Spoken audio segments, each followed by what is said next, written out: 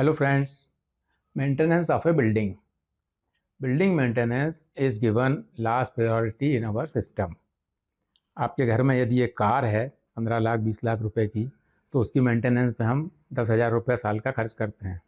आपके घर में जितने भी इलेक्ट्रिकल अप्लायंसेज होंगे, एयर कंडीशनर होगा, वॉशिंग मशीन होगी, आपके घर में फ्रिज होगा, वॉटेवर, सभी के ऊपर मेंटेनेंस के लिए आप कुछ ना कुछ पैसा खर्च करते हैं, या तो उनका एनुअल मेंटेनेंस कॉन्ट्रैक्ट दे के रखते हैं ताकि टाइम टू टाइम पूरी मशीनरी चलती रहनी चाहिए, भाई कोई प्रॉब्लम नहीं होना चाहिए। Except the flat in which you are staying या building which you are staying, या जहाँ पे आपका अपना पर्सनल प्रॉपर्टी है उसमें, तो बिल्डिंग मेंटेनेंस के बारे में ज़्यादा कोई सीरियसली नहीं सोचता है। उसका कारण क्या है? तो पर्टिकुलरली हाउसिंग सोसाइटीज़ में क्या होता है, जब लोग रहते हैं तो हाउसिंग सोसाइटीज़ में उनको सोसाइटी को मेंटेन करने के लिए ऑलरेडी 5,000 6,000 रुपया महीने का उनको देना पड़ता है।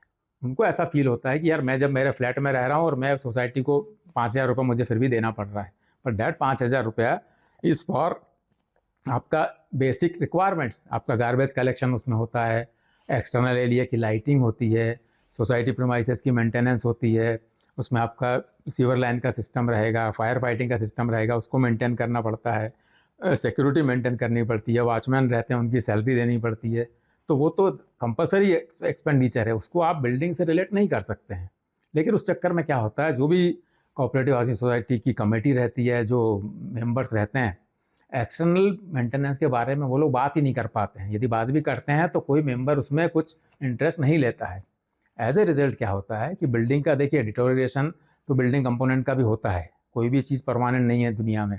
बिल्डिंग के भी बहुत सारे कंपोनेंट हैं, उसमें भी आपको because of weathering, because of heat, because of rain, minor minor cracks आएंगे, धीरे धीरे प्रॉब्लम्स बढ़ेंगी, मेंटेनेंस निकलेगा उसमें, बट वो बढ़ता रहता है। लेकिन आपको ये है कि नोटिस नहीं होता वो फ्लैट के अंदर।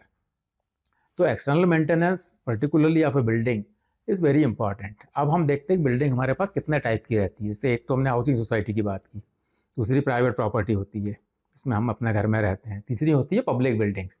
पब्लिक बिल्डिंग जो गवर्नमेंट के अंडर में है तो गवर्नमेंट अपने हिसाब से उसकी मेंटेनेंस करती है। तो और जो बिल्डिंग आजकल हम लोग देखते हैं प्राइवेट बिल्डिंग, तो कॉर्पोरेट ऑफिस, मेट्रो सिटीज़ में जो बड़ी बड़ी बिल्डिंग दिखती हैं जिसमें हमको ग्लास क्लैडिंग दिखती है, बढ़िया शाइन करती है, एल्यूमिनियम कंपोजिट पैनल की क्लैडिंग करके बढ़िया डिज़ाइन बना के बिल्डिंग खड़ी रहती हैं। लेकिन कभी आपने सोचा है क्या उस बिल्डिंग में जो स्ट्रक्चर जो है उसका क्या हो रहा है? बिकॉज जब से बिल्डिंग बनी इमीडिएटली उसमें बाहर से क्लैडिंग लगा दी, अंदर से भी क्लैडिंग करके उसको फिनिश कर दिया, और अंदर जो आपका आरसीसी का स्ट्रक्चर है उसमें क्रैक हो रहा है, या उसमें रीइंफोर्समेंट में करोजन हो रहा है, या वो कंक्रीट गिर रहा है या टूट रहा है, उसके बारे में कोई बॉदर नहीं करता है। And this is a very very dangerous situation, very alarming. जब कभी मेजर प्रॉब्लम होगा तब समझ में आएगा।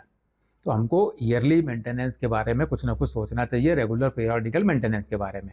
अभी एक रीज़न और भी है इसके बारे में इंपॉर्टेंस क्यों नहीं दी जाती है। देखिए आपके बिल्डिंग जिसमें रहते हैं, आपकी लिफ्ट है तो आपको लिफ्ट का मेंटेनेंस करना ही पड़ेगा, बिकॉज लिफ्ट इंस्पेक्टर आपको क्लीनेंस नहीं देगा अदरवाइज एक पीरियड के बाद में। सिमिलरली फायर सिस्टम का क्लीनेंस नहीं मिलेगा यदि आप मेंटेन नहीं करेंगे तो।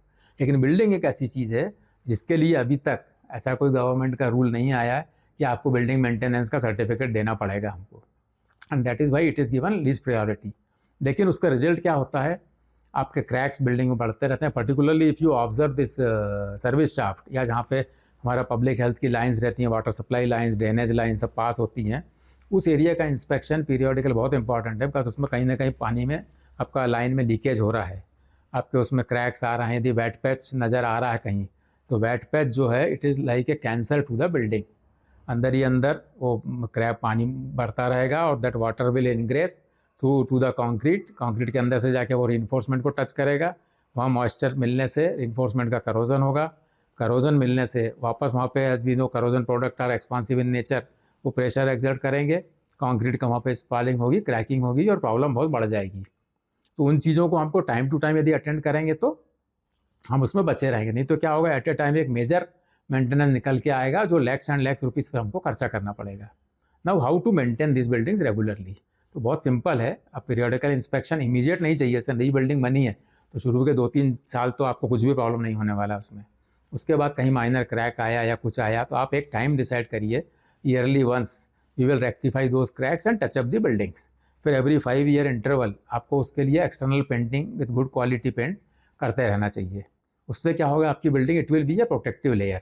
वो आप करेंगे तो आपको जो स्ट्रक्चरल रिपेयर 10 साल 15 साल के बाद कभी आने वाला है, उसकी लाइफ और बढ़ जाएगी, वो 25-30 साल के बाद आपको स्ट्रक्चरल में कुछ रिपेयर करना पड़ेगा।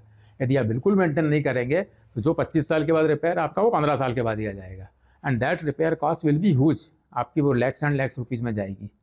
सो उसको इग्नोर नहीं करना चाहिए। अब इसको करने के लिए पर्टिकुलरली हाउसिंग सोसाइटी में मेरे को ऐसा लगता है ऐसा एक सिस्टम डेवलप होना चाहिए कि भाई every month some minimum amount towards external maintenance of a building separately deposit होना चाहिए।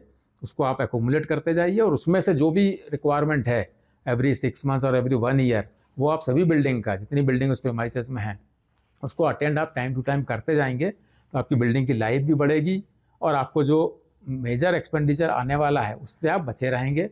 तो बिल्डिंग का एस्थेटिक्स भी इम्प्रूव होगा और things will be better in shape.